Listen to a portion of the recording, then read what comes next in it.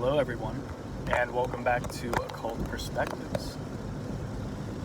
It is a pleasure to be here. I hope that the rain out there is not too loud, so I'm going to try and speak up. It really is nice to jump on here and be able to do a video. I've had a lot on my mind that I've wanted to share on this channel. So now that I have an opportunity to do it, let's go ahead and get into it. So there's a couple things I want to cover in this video. The first is, now I don't have any notes with me. I haven't really taken any notes lately. I've just been absorbing information, absorbing knowledge, and learning more and more.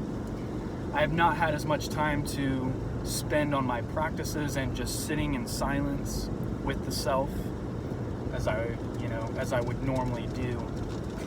It's just been busy. But hopefully, I want to get some time in where I'm just sitting there with the energies,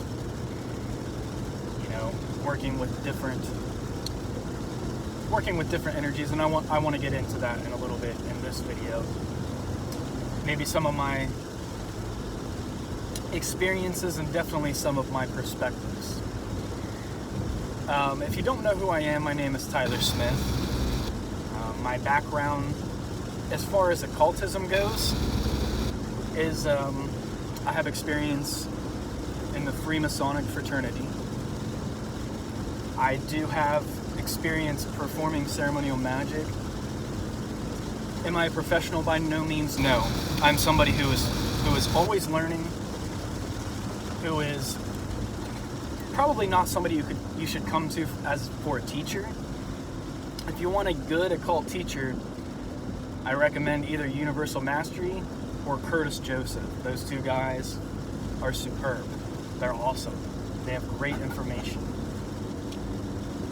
So if you want good information on how to get started in your practices, go to those guys.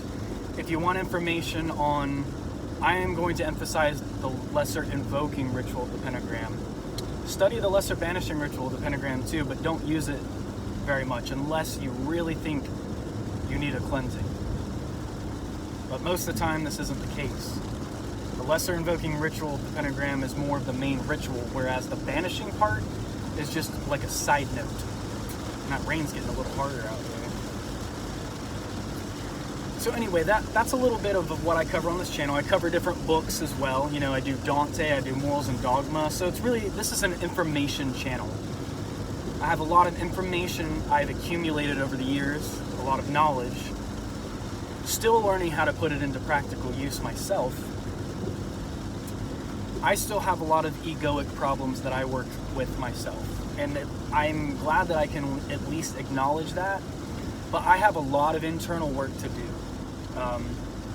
So if you're looking to me as an authority, I wouldn't do that. I'm not like a spiritual authority. I'm just here as a brother trying to share information with the rest of humanity so that we can come to a more conscious understanding of who we are, of who we truly are, and where we're at. I've been focused more on grounding in the physical world because that is always important. My head was kind of up in the clouds for the longest time, so to speak. I wasn't working on the lower chakras. I was, traveling, so to speak, a lot. But now I'm kind of coming back down to earth, learning a lot about the left-hand path, the darker side of things, which makes it more complete, because I see the light side path, especially the New Age movement and light workers, and I've gotten this opinion more lately, like in the past year, 2 years, because I'm among a lot of them, and a lot of them just they don't really know what's going on. They're not really that deep into the understandings. They might feel good, and I'm not bashing all light workers either. That's not what this is. There are people on the right-hand path who do great things for this world. And they're legitimately doing that. They're legitimately walking that path. But there is a warning for those of you who are fake light workers, and even those who used to be like myself. You know, I tried to please everybody. I thought it was all about Christ consciousness. And what has that gotten me? It's gotten me stepped on. It's gotten me just people taking advantage of me. So I lay stricter boundaries for people now. I'm done putting up with a lot of things that I put up with in my life. I am channeling those darker energies now. And what I deem to be, you know, under the auspices of natural law. Trying to stay in alignment with natural law. Not use these energies in a way that I am not that I can't be responsible for them. I'm mainly studying and absorbing. I just want to understand. When I first got into the occult, I didn't get into it because I wanted material things. Like a lot of people get into magic to like attract a love or to get money or get nice things, but for me it was more an understanding, a curiosity. I wanted to know. So it's always kind of been that for me. I meant to say this earlier. I want to give a shout out to the Magick in Music channel. I believe that's what it is. They gave a really nice shout out to my channel, Occult Perspectives, amongst a list of other awesome YouTubers. And some of them were like, you know, they're legends, like Mark Passio. He's been around for a while. I've been watching his stuff. So to see my name on that list with all those other amazing people, and if I had the list, if I had my laptop, I would just read that off for you. That way you would know what all of them are. But I'm going to recommend that you check out Magick in Music. It's Magick in Music, and it's like binaural beats and other sound tones for meditation and energy work, and it's really based around magicians. There's, you know, Lesser Banishing Ritual of the Pentagram music.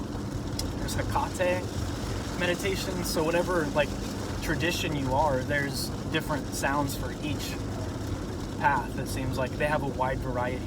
So a humble shout out to them. Thank you so much, because they've helped me boost my subscribers quite a bit. I'm pretty much really close to 700 subscribers now. We've made it this far, so that's really awesome. There are like a few YouTube channels I do want to shout out to as well. I'm trying to think off the top of my head. Illusion of the Abyss, and I think Abyss, instead of a Y, it's spelled with a V. Shout out to you, dude. I like what you're doing. Give him a, click the subscribe button, watch his material, support other esotericists who are doing this stuff. You know, this is what it's all about. All of us are on the great work. And really, those who have the understanding and the knowledge, they're not going to bicker and fight. We're going to come together, and we're going to be powerful.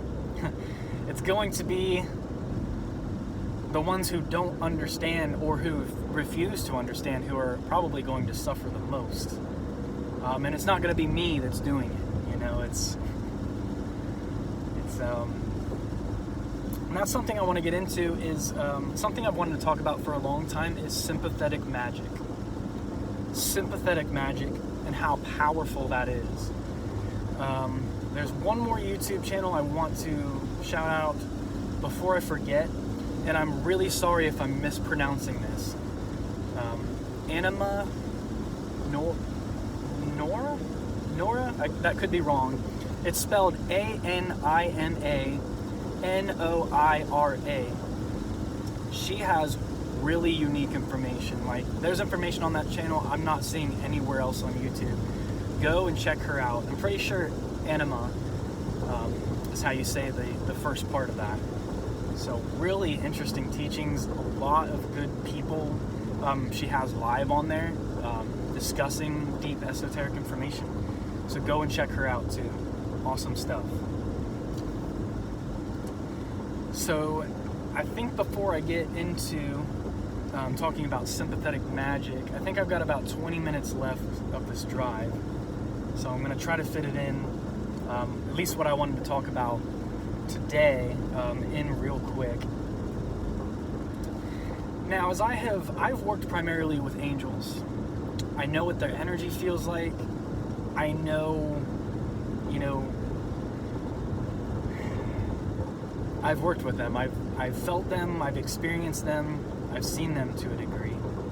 Sometimes much more, what's the word I'm looking for? Much more intensely than others. That's the only word I can come up with for now. And it's quite, there's no words that really describe, when you're working with these energies and when you're traveling through the spheres, when you're traveling, you're astral traveling. You're consciously moving yourself through the tree of life, even when you do the Kabbalistic cross. We've talked about that before. So angels are very bright, they're light, they're luminous, they're these luminous beings.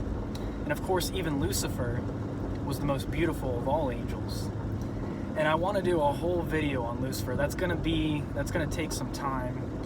I don't even really want to do a whole lot of research on that. I think I've learned enough about Lucifer intuitively even, and we've covered a lot of the lore of Lucifer on this channel. But I want to talk about how he relates, on a practical level and an internal level, like how that energy can come in and start affecting your life, and the power that resides there, and the respect that it should, have. Because Lucifer isn't just this, people who are watching this channel probably know that Lucifer is like one of the most misunderstood concepts. So he's the bringer of light. And in a way, he has a role to fulfill, and it is a very important role. And it goes in with this dualistic reality that we live in. And there's some of us who, I always thought it would be great for everyone to just get back to source, but there's this other idea, even in the Ayin, when the world was first created. Well, before the world was created, the Ayin is the no thing, or the Ein Sof. It's either the Ayin or the Ein Sof, but there was a part of existence, we've talked about this before, that didn't even want to partake in the creation process, and then there was a half that did. This separation, that's how we really experience, things. If we're all just molded into one, if it's all just one beautiful bliss. Now, I don't think we're quite ready for that yet, and that's not even, I don't even know if that's really in our best interest. There's a lot of energies that need to be worked out. There's a lot of karma and stuff. There's just a lot of, I'm going to say there's a lot of battles that need to be fought on a moralistic and a conscious level. Because even though we are all one at the end of the day, there is this division, and that's where Satan, the adversary, comes in. But when you can really unify all these principles and come to an understanding that even if you like people or you don't like them, they represent an aspect of yourself, and it's true whether you want to acknowledge it or not. But you don't have to do what Christ did. You don't have to sacrifice yourself for those other sparks of source. I find that indifference is key. And if somebody's giving you a hard time, and you understand the aspect that they represent of yourselves, you come to that understanding, and then you let it go, the universe will take care of it. Sympathetic magic. Okay, so let's get back to, sorry, I'm going on a tangent here. Like I said, no notes, no anything recently. I've had a lot of things I've wanted to say. So we talked about the angels being these beings of light, real light energy. It always makes you feel like light like a feather. So let's get into the demonic energy. So if we're talking about, their energy is more dense to me. It feels way more dense.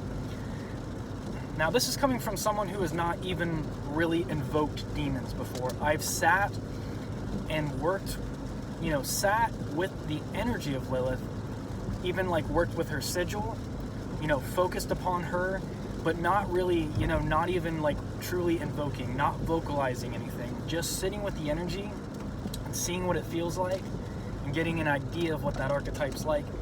And even that in and of itself is really powerful, and that comes into play with the sympathetic magic that I want to talk about. Hopefully I get some time, so I'm going to try to hurry this up. So her energy, whenever I would feel it around, it's very much different to the angels, as in it's denser. It's dense, it's heavier, it's darker energy, it's much darker.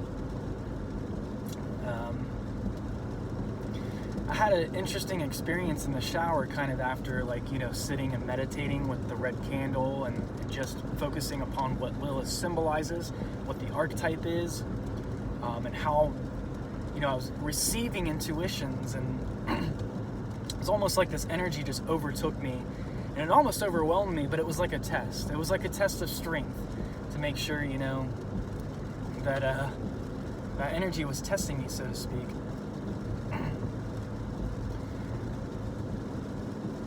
So some of the things I got from her and her energy is, she does represent that really, the female energy that doesn't put up with bullshit. Especially I'll call them the false patriarchal males who think they can just walk all over women, not give them any respect, treat them only as physical objects, all of these things. Well, I mean, if that's the relationship you want, it's just a purely physical, and that's what they want.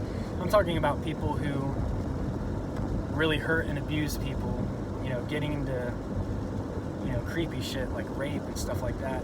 And it was like Lilith gave me a vision of what it was like to experience that, to be on basically the short end of the stick. And it wasn't comfortable. I felt that pain. And we know that that's why, she left the Garden of Eden, is because she wasn't being respected. She didn't want to submit to Adam. She wanted to be an equal to Adam. So, anyway, that's as far as I'll go into that. There was another experience where that energy kind of took over in my body, and there was an experience where I don't really want to get into the details because it's kind of personal, but I could feel that primal feminine energy. It was like, and there was so much power in the feminine energy, in the magnetic energy. There's so much power there, and a man who can, and likewise with a woman who can balance and utilize the masculine and feminine energies. A lot of men are out of touch with any kind of feminine energy. And I'm not talking about what society tells you feminine is. I'm talking about the primal chaos mother, that dark, magnetic energy, that serious energy. There is just so much power in it, and that energy it really influenced me, and I even felt it was almost like I was being possessed, but not really. But in a way, that energy overtook me, but it was a good experience. I will say that. It was not, I would not say anything bad about it, but I experienced the raw energy of Lilith in a pretty raw form. And this is all coming just from kind of meditating upon her, consciously thinking about the energies and working with the sigil just a little bit brought this about. So we know how powerful these energies are without even doing rituals, real rituals. And then I would see aspects of Lilith show up in TV shows. But yeah, it was a primal feeling. It was a primal feeling, and it felt great. It was it was like some weird, it was a crazy high of some kind. Really, the energy, and I wasn't asking for that. I wasn't but it seemed gifted. I don't know, maybe I seem crazy, but... So sympathetic magic, let's get into that. This is something I've kind of understood since even when I was young. We're here for a reason. We're living this incarnation for a reason. I think that if you align yourself with natural laws, I've always said, the universe will have your back. And I feel even stronger about this as I've grown older. I feel like even with the painful things that I've dealt with, even with all the bullshit, the universe always has my back, and that's why I don't even fear death. I don't. It's, I believe that the universe has my best interest in mind, and I put my trust in that. And even take into account synchronicities. When you see synchronicities pop up in your daily experience, the whole universe, all this, the erection of society, all these variables have been put and moved into place by the universe so that you could see it at that particular time. That is powerful. That is power. And it's you linking up with the universe to get the signs that you need at the proper times, and as a reassurance that the universe is working on your side. It is a co-conspirator with you, because when you realize it on the deepest level, you are the universe. You are the cosmos. We're just having a human experience, but we can really be so much more. There's so much more. And sympathetic magic, even when it comes to people, as I said before, who do you wrong, and you let them go, and you let them be, and you let them do their thing, and they're not changing, and the universe has clearly shown them signs that they're not respecting, the universe will mess them up. The universe will mess them up on your behalf. It's not even that you want to, that's kind of what's awesome, is like you let it go, but the universe, because you are the universe, it knows how you feel. It knows what you're thinking. Ein, source, whatever you want to call it, understands, because it's all knowing. It's all potentiality, so how can it not know? Once again, that alignment with natural law, if you get into alignment with natural law, and people try to mess with you and they're not in alignment with natural law, they're going to be in for it. And I've seen some crazy stuff happen to people. But basically, yeah, the universe will always... I'm sorry, the camera got messed up. This sympathetic magic, it's something I've you can do rituals, but really you don't even have to. As soon as you start forming this link and you gain more knowledge and you know how to properly work with spirits, you understand which archetypes you're working with. You show them respect. You don't disrespect source. You don't disrespect the spirits. So if you stay in alignment with this, natural law will protect you. Natural law will protect you. It'll give you the necessary lessons you need. It can be harsh at times. It can be very harsh. I'm not saying that it's all going to be all, rainbows and unicorns. Not at all. But you are going to be put, no matter what, at the right place at the right time. The more in alignment you are with natural law, the more you follow your intuition, you follow the signs that you're being led, to. The more that you sit with yourself, the more that you work with yourself, the more that you care. Care is actually the 8th Hermetic principle. I mean, you could be the smartest person in the world. You could have all the knowledge. You could have everything, but if you don't care, if you don't have that drive, if you don't have that will, it doesn't really matter then.